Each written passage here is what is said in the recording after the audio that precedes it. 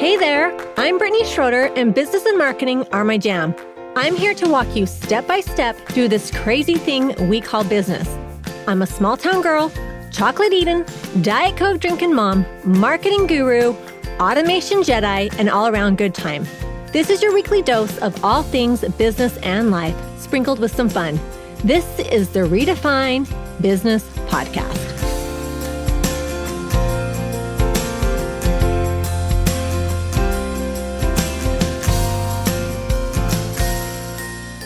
Welcome to another episode of Redefine Business Podcast. I am so excited for my guest. We've had to reschedule once, so I'm really looking forward to this call. Welcome, Abby and Courtney from the Duo Collective. Welcome, ladies. Thank you. Happy to be here. Yes. And yeah, just rescheduling sometimes works out in the best of ways because that day was a crazy day anyway. So yeah. Okay. Are you guys, these ladies they live in Minnesota. Are you guys from Minnesota? Because I want to know if I need to be watching for those accent words that all my Minnesota friends have. Yeah. So I'm originally from South Dakota, but it might as well be Minnesota. I mean, it's still the Midwest. There you go. You're going to hear the Midwest. I'm hearing it, ladies. I appreciate a good Midwest accent. Yep. Well, awesome. Well, you guys, tell us a little bit about your story of how you got started, your background, your education. Tell us all of the things. Yeah. So we met at our 9-to-5 marketing agency that we worked at. I don't know, we never know the time exactly. Is it 10 years ago? 10? Is that? like when we met? Yeah. We'll pretend 10 years ago. Yeah. So we met there and Courtney worked on the design team. I worked on the account team, and we didn't work together until we had already known each other for a few years. Mm-hmm. And then we got paired up on the same client. So, that's when we really started working together. I think we'd take like 2 coffee walks a day, like just to kind of complain maybe, or, let loose of like all of the things that were bugging us about our life at the moment. Or stay awake. Yeah. Or stay awake. So some people take smoke breaks. Some people take coffee walks. Right. Coffee. Yeah. Ours was caffeine. Yes. Ours was coffee. Still is. So we met that way, and we worked, even in the capacity that we worked in the agency life then is very similar to how we work now. So it kind of like set the tone of like our business before we even knew it existed. But on those coffee breaks, we would sit and talk about like, what can we do? What can we do to get out of this? Like, we're so tired of it. We need to do something else. And that's when we just kind of came to this realization that we could do what we are doing now for people we want to do it for. And I wouldn't even say it was we came to the realization. It was Abby that came to the realization, because in my brain, I was like, how do we start like the next big app? Like, there's Instagram. What is the next thing, right? Is it Snapchat? I don't even know if Snapchat was the thing then. Is it TikTok? And I was like, okay, Abby, we got to think of this like high tech thing that we can just start, and then our lives are made. Like, it's that easy. Yeah. And Abby was like, yeah, I don't know. And she's like, how about we just do what we do now, but for like small businesses? And I'm like, oh my gosh, it's really that simple. Yeah. And that's kind of how Duo was born. Yeah. And I think the great thing was too, that we were both already doing side things. So I was already doing brand design and photography on the side for myself outside of the agency hours. And she was doing the same thing with SEO for a travel blogger. I was writing blogs, which this is like crazy. I was writing 3 blogs a week for a travel blogger at the time, like on the side, and getting paid like a few $100s for it. It's outrageous. But either way, I learned a lot about SEO through that process. But yeah. So she was self-taught. I went to school for design. And so we were like, we're already doing these things at home, just solo. Why not just merge the two and make a business out of it? And that's kind of how we got our first client. Is I was talking to somebody who was looking for some branded stuff. And then I was like, well, Abby, let's just bring her in as a duo and like tell her we're kind of starting this new business and have kind of like a trial run with a client to see how it went. And it went really great. It went smooth. We had her for a couple of projects, and then we were like, we can actually do this. Yeah. And so that's kind of how Duo was born. Yeah.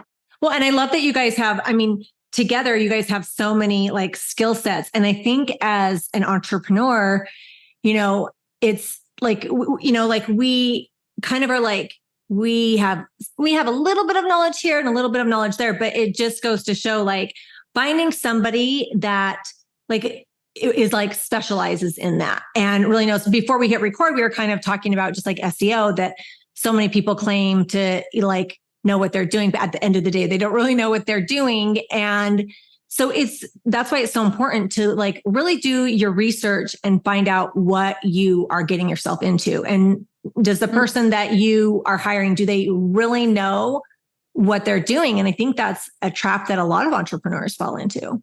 Mm-hmm. Yeah, absolutely. And I think we didn't even know what we were going to do at first, because we were like, let's just do marketing, like all of it. Right. And every project we did was a custom proposal at the time. And it was really something where we had to figure out quickly what we liked, what we wanted. Otherwise, we'd be building a business that we don't love. So that was a decision we had to make pretty quickly to figure out like what we wanted to do. But it was definitely a journey too. And it wasn't like such a smooth path either. Like, I think people look at entrepreneurship as being this, I quit my job and started my business and that's it. And for us, it was not like that at all. I mean, we had our business.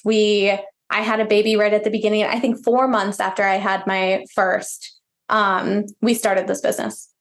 So he was 4 months old. And Cal was 4 months. And so we started the business then. And then I got pregnant pretty quickly after that. And then I ended up going full time after my second maternity leave. A year later, Courtney went full time, then Courtney had a baby. And so it's like just our journey of entrepreneurship and like how we both became full time into the business is like, it wasn't smooth, but it's also just like, it's fun. That's the whole point of it too, is like, set your own rules. Well, and I think we're constantly like, our businesses are constantly like evolving, you know, like where we start is not where we are in the middle or at the end.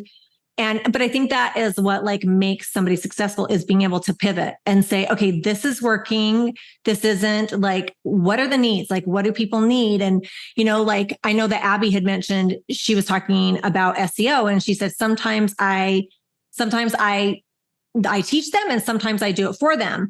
And I think that you have to be okay with like understanding your audience and, you know, as a marketing and business coach, I have the same thing where at first I'm like, I'm going to teach. And then I was like, okay, I'm going to teach, but I'm also going to offer, I do it for them because, you know, we want happy customers. We want to get them the results.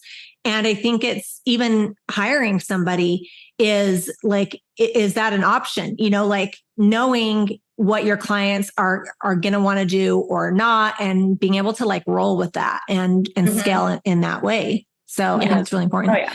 I love that you said pivot too, because I would say probably this past like 2022 to 2023 now-ish, we made some really big pivots in our own business, because there were things that were filling our cup and there were things that were taking from our cup. And we were just like, if we're going to be serving clients, we have to be doing that in the areas and the zones that fill our cups the most, and that we are the most authoritative on. Like these are our things. We are the experts here. We can't do it all. So we have to pare down. And I think this last year, particularly, we had to pivot 2 big things actually. Yeah. And it ended up being better for our business, but it was hard. Yeah, it was hard. I mean, just giving yourself the permission to let something go is really hard. And the fear that when you let something go, and for us, that was basically our entire offering of helping our clients with social strategy. And we still feel very passionate about like how to grow your social organically. And we love educating on that. It's just not something we offer now as a done for you opportunity. And letting that go was like, we're missing it. You hear, or the fear you have in the back of your mind is you are going to lose revenue because you all of a sudden are not offering this. And in reality, if anything, it opened up so many more doors, because now we were able to be fully into what we love and we're more educated on it because we have the time to invest in it. And we're working on projects that now are aligning with the future clients we want to work with. And all of that opens up doors and grows our business in a bigger way. So I think it's a lot of times when you make those pivots, like you have to think of it less as letting go and what you're stepping into instead. Yeah. One of the things, and I don't know if this is why you guys dropped it or not, but I just had this thought where as a business and marketing coach myself, one of the things is I teach people like, you know, and sometimes it is social media strategies, but a struggle is like you are your brand. And like, you have to, like, I will teach you, I will give you the tools, but like, you have to do it. Like, you have to market, you have to put yourself out there. You have to build a brand. And there's certain things like, what Courtney does is building, the cohesiveness of like the logos, the colors, the strategy, like that you can do. Like, you can give somebody that product and it's done. But as far as like building their brand, building a reputation, like that a lot of times like comes back to like the entrepreneur. And I think it's kind of like a struggle that I see with a lot of entrepreneurs is you have to build your brand. If you are a solo entrepreneur, like you have to do it. There's only like, you are your brand and there's certain elements of it, but like at the end of the day, you're the one that has to like build that reputation. You have to build that know, like, and trust factor. Yeah. We talk about that a lot too. And I think it's like, there's only so much that we can do for you. And we're going to give you all the tools and everything you need to succeed. But once we hand that off to you, like you have to take it and run with it. You have to build it. You have to love it. You have to be inspired by it daily. And I think that was part of our struggle with our social packages that we had, is that we would build all of this stuff for them and hand it off. And we're like, here's your content and here's your templates and here's everything to make your brand shine in this space and to help create content and like, build your audience. And then it would just be like crickets. And we'd be like, they're not using it. They're not, not doing it. And we're like, for us, and that's okay. I mean, we understand people get busy and things shift or whatever. But for us, we were just like, we are pouring so much time and energy into these projects. And unfortunately, some of our clients did great. Some of them like ran with the sword, and some are just like, oh, this is cool. Like, and they don't touch it. And we're kind of like, oh, that's a little defeating given how hard we've worked on it. So we were just like, it isn't filling our cup enough. And I get that. Seeing our clients use it enough, even though we know it's great and it's like, it's what we do. But we knew at that point, we were kind of like, I don't think this is for us. There were two paths at that point. It was hire a social media management person to then take it to the next level for our clients. And we were like, we could do that, but we just had to have a conversation of, is that bringing passion for us? Like, do we feel passionate about that? And we didn't. And we were like, I don't want to do that, because truly, I think a lot of the clients who end up being like right for us have like already have that passion to like show up and be authentically themselves in some of those ways. So I think a lot of times we were like, I don't think the complete handoff is aligning with the rest of what we want to do for our business and what we want to offer.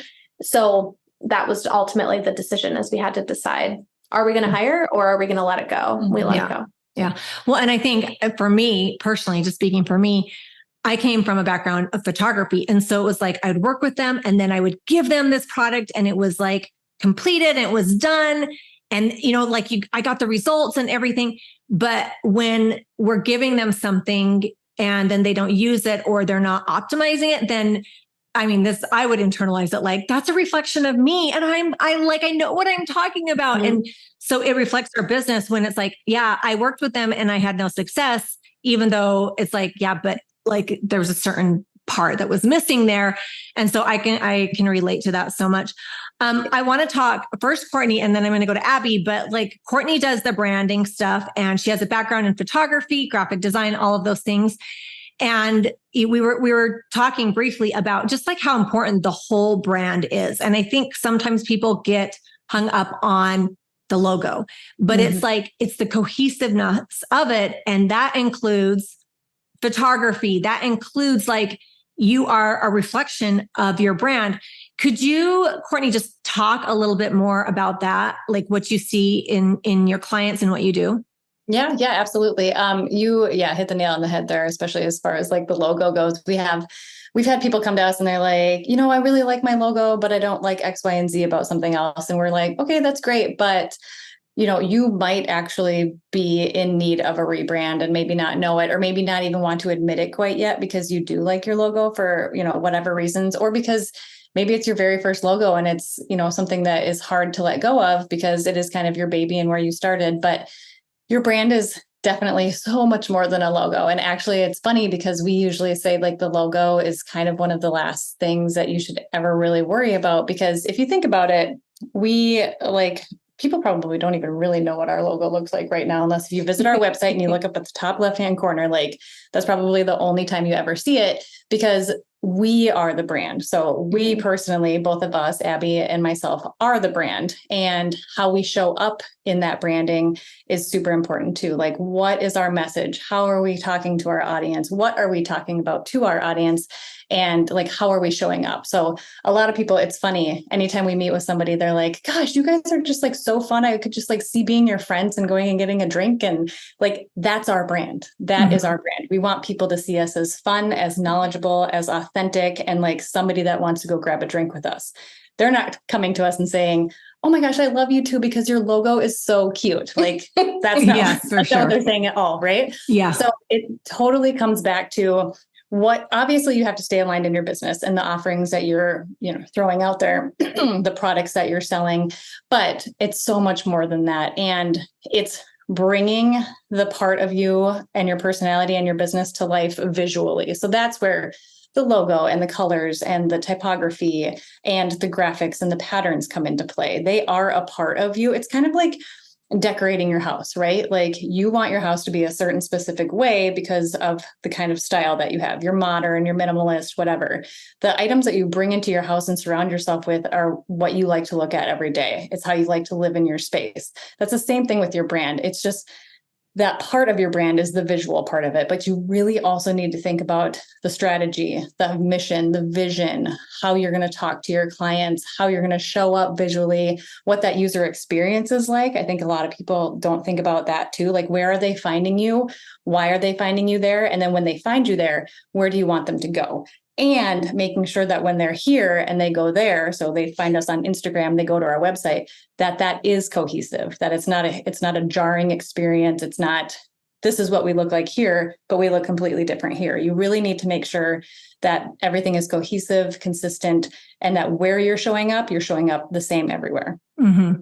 And I think the biggest compliment you can get is, I knew that was your post before I even saw your name, it's so funny because I take it to a whole other level, because even the clothes I buy are like my branding colors. Like, I'm like, absolutely. Oh, that's my branding color. Like, I'm going to buy that. It makes it so much easier to create content too. But yes, I totally agree with that. And I love that. And I also think it builds like a sense of like comfort, like that you recognize them. I think it kind of like helps with the know, like, and trust factor, because you're like, this is them. Like, I'm feeling, and you feel a connection. You know what I mean? So I love that. Thank you. That's awesome. It's so funny too, because we are in the middle of a rebrand right now. So we're rebranding, and we have not visually rebranded our business in 4 years or more than 4 years. But although we haven't visually rebranded our business, we have invested in brand strategy multiple times. And I think that's something that like we've rewritten, realigned our mission and vision and overall, like what our voice and our pillars are. Like, we've done that multiple times without needing to do that visually, because that is so much more important. Yeah. And that's the foundation of how we act and what we provide and what we put out there. And I think a lot of times you don't think about that when it comes to branding, but it's such a process that brings you peace when you do it, because you're like, wow, yeah, that is me. That gives me approval to go after this and that I've always wanted to, but never felt like I could. Yeah, I love that. That's so good. Abby, let's talk a little bit about like your specialty, which is like the SEO. And one of the things you said before we hit record is people think that they have to pay for ads, and no, there is a way to do it organically. And I think, especially like now, I don't know. I feel like a lot of businesses are feeling is the unpredictability of social media. And at the end of the day, SEO has the longest lifespan, and honestly, we're still going to Google. Everybody still goes to Google, like at least daily. So talk a little bit about just like the power of like SEO. Yeah. So right now, everyone's kind of scared of SEO, honestly, because first, just the words, like just SEO, search engine optimization, like it just sounds really jargony and gross, and like you need a technical degree to do it. And you don't. It's something that I feel like also is a very male dominated industry. And I think that can be hard to tap into it if you are a woman business owner too. And I just think right now with AI and search changing, everyone's like, it doesn't matter. My blogs are going to go away. Does blogging even matter anymore? And if you go and look at what Google is going to look like once this whole new experience has come to life, which I'm sure is not too far off, you'll see that when you type into a Google search bar, the very first thing that's going to show is the AI generated content first. And everyone's like, no one's going to click on my blog post. No one's going to go anywhere else. And there's two reasons why that's completely false. One, your links are literally in the AI content. You can now have your links included in the AI content, which means you're featured up top. That's like a position 0, position -1. Like it's like the best position you could possibly have. And if you're writing really good content and you're featured there, that is absolutely going to drive more traffic for you. And two, because AI can't work without us. So Google is never going to encourage us not to create content because AI is out there scouring the web for the best content to give the user a better experience. And as long as we take the approach of creating content that is serving our audience in the most helpful way possible, then you are going to do just great in this new world of SEO with AI. And that's something that I think people are just scared of because we're just scared of what AI is going to do. And I think if you just take the approach of I'm writing really helpful content my audience cares about and my audience wants to read, then you're going to do just fine once this experience hits. So yeah. And it's about consistency and just you keep doing it, you keep plugging away, you keep putting out content. So Abby helps with SEO, but there are a lot of people that are like, I cannot commit to blogging or to podcasting or whatever. But with that being said, they, at the very, very least, get your website optimized, like have your website optimized at the very, very least. And that is something that that they do is they help you optimize your website and don't like go to somebody who knows what they're doing and, don't just Google it or YouTube it, but like actually like reach out to somebody and have them like optimize their website because there's more than just throwing keywords on your website. There's lots of things when it comes to SEO. And so it's really important to go to somebody who like actually knows what they're doing. So I would say ask them too, like ask them what they do from an SEO perspective. So I'm not like, this isn't my role, obviously, and I'm not the guru here. I know enough to be dangerous, but I think that thing is like get on a call with them and ask them what they do from an SEO perspective, because that's where Abby and I have talked multiple times about like how people will sign up for like SEO maintenance and we've had clients come to us and they're like, I don't know what they do from an SEO perspective. And we're like, oh no, like you're probably paying for something that you don't necessarily need. Like we can help you with this with our one-time service versus you paying this SEO maintenance and you have no idea what they're even doing. Yeah. If you hop on a call and with someone and you feel like you don't understand anything that they're saying, that's a red flag. In my opinion, from the SEO space. It is not, nor should it be difficult. You should feel really comfortable with it, with the person you're working with. And it's something where, like you said, like if your website isn't optimized, people can't find you. And that's a huge problem because that means you need to be going out there and hunting people down always, rather than people just coming to you because they found your content or the things you're creating. And I've worked with clients who have been creating blogs for years and their website isn't even indexed, which just basically means it's not even in Google's folder of content to deliver to people. And usually my clients will be like, well, that was a waste. So what do I do now? And it's actually not, because you can do some of the hard work to now get your website optimized, get your website indexed, and all of that content that you created years ago can still perform really, really great today.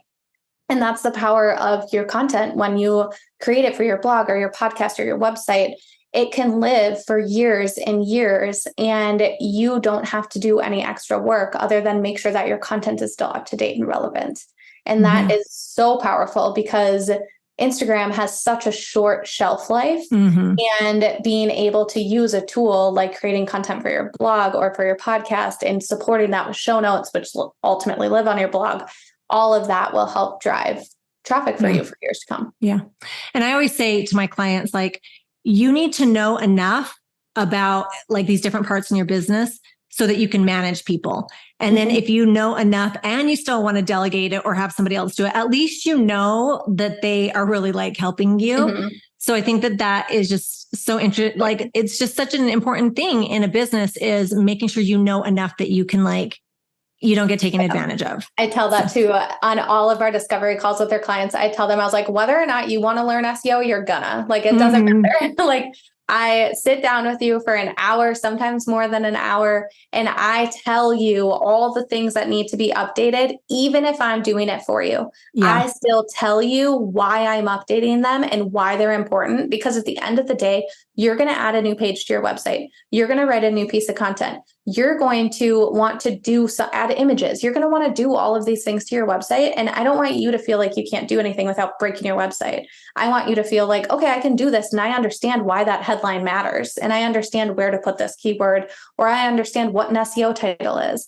And just understanding that is going to give you so much more power to create content and grow your business, because you have to understand all of that to grow your business. I love that. We're totally on the same page. It's funny too, because when we walk away from SEO clients, they are like, even if they're like, absolutely, I don't want to do anything with SEO, like after Abby teaches them and shows them everything, they're like, wow, they get so like excited and just mind blown about all of the things that SEO can do and all of the things you can do to optimize your site. And they just walk away just like mind blown. It's so funny to see their faces and watch their reactions. That's the best part. Yeah. That's the best part. Yeah. I love it. So much good stuff. You guys, this has been so fun and informative. And I love it when I have guests on and I'm like, yes, like we're on the same page. I totally agree. So I love it. So I will put their information, the Duo Collective, in the show notes and on the website. And, you guys give them a follow. They have beautiful feed, beautiful website. They do amazing work. So definitely reach out, get on a call with them, see how they can help you. So thank you guys for coming on. But before we end, I like to ask all my guests 2 questions. And so you guys can have a united, pet peeve and a united simple pleasure. You can do your own. But first of all, what is a pet peeve? Okay. We can share that pet peeve because we both agree with it. Yeah. I actually literally have 3 at the top of my list right now, which I don't know if that makes me a psycho, but okay. A realist, girl. You're a realist. Okay. Yeah. Right. So we were just talking because Courtney has a brand new baby. I have a 3 and 4-year-old. So we have little kids. And also there's a lot of exhaustion that comes with that. And we were just talking about how people love to say, just wait until this, or just wait until that's a problem. Oh, you have nothing to worry about yet. Like the whole just wait mentality is a huge pet peeve of ours. Cause we're no. I either 1, want to just complain to you about things right now without a solution, or 2, I want to learn how to enjoy this moment right now without me fast forwarding or rewinding to a different life. Yeah. For sure. Yes. I remember being in that stage. So, and lots of opinions being flown your way. Oh yeah. Yes, absolutely. Sure. Okay. What is a simple pleasure? Oh, simple pleasure. Oh gosh. For me, I think it's literally waking up in the morning before my baby wakes up. Now that I know what that life is about. Well, I know this is, you're like, who does that? This is a huge life update for me because I used to my simple pleasure that I'm like, who are you? She wakes up way late. Yeah. I used to sleep in, but now I'm like waking up at 5 o'clock. So, I like to wake up before she gets up and enjoy a cup of coffee. There's nothing that fills my soul and takes away my anxiety quicker than just quietness with a cup of coffee. That's awesome. Yeah. That does it for me too. Also, I kind of love when you see all of those reels about people joking about all the things that they do at night where they're like, face mask, red light mask, grab a book, all these healthy things. It's also my simple pleasure. I love just sitting in my bed with my red light mask on. And I think I need one. Send me the link, girl. I think I need one too, but I also know how expensive they are. And I'm like, there's that. My husband might just leave me. Gift from the husband. That's what you got to work on. I know. Yes. There's ways, Courtney, there's ways to get what you want there, girl. Well, awesome. Well, it's been so fun to have you guys on. I'll put all your stuff in the show notes and you guys give them a follow. They are a good time. Thanks, guys. Thank you. Let's not stop the party here. Head on over to my Instagram or Facebook group, Redefine Your Business, and let me know your thoughts about today's show. I will see you again, same time, same place next week.